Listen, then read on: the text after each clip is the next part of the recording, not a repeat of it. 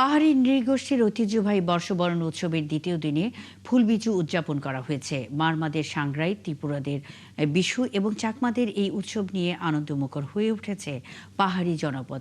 টানা ৮ দিন ধরে চলবে এই উৎসব। সহকর্মীদের তথ্য ও ছবিতে প্রতিবেদন। বান্দরবানের থানচিতে রবিবার ভোরে সূর্য ওঠার আগেই গঙ্গা দেবীর উদ্দেশ্যে বাহারি ফুল ভাসিয়ে শুরু হয় প্রার্থনা। এর মধ্য দিয়ে শুরু হলো বৈশাখীর প্রথম পর্ব ফুলবিজু।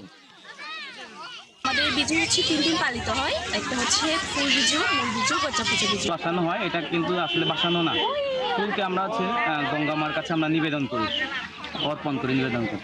চাকমা লোকবিশ্বাস অনুযায়ী পুরনো বছরের দুঃখ, গ্লানি ও প্রাপাচার থেকে মুক্তির আশায় গঙ্গা দেবতার উদ্দেশ্যে ফুল ভাসিয়ে পুরনো বছর বিদায় জানানো হয়।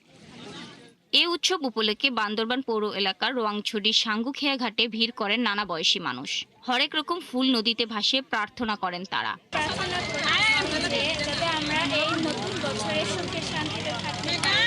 আর আমরা সবাই পরিবার নিয়ে এবং এলাকাবাসী আত্মীয় স্বজন নিয়ে বন্ধু বান্ধব নিয়ে আমরা সাঙ্গু নদীতে আসছি ফুল বাসানোর জন্য। 3 দিনের এই উৎসবে রয়েছে ঐতিহ্যবাহী ঘিলা খেলা, নানা ধরনের সবজি দিয়ে পাচন রান্না এবং সাংস্কৃতিক অনুষ্ঠান। আমরা এই দিনটিকে সুন্দরভাবে পালন করি।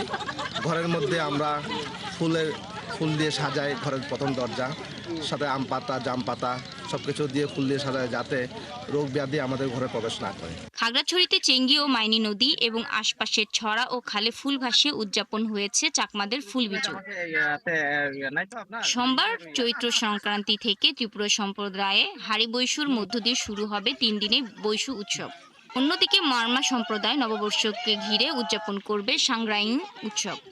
আজকে হচ্ছে ফুল বিজু, আগামীকাল মূল বিজু এবং তার পরবর্তী দিন হচ্ছে এই গজ্জে দিন। মূল বিজুতে আমরা অতিথি আপ্যায়ন করে থাকি।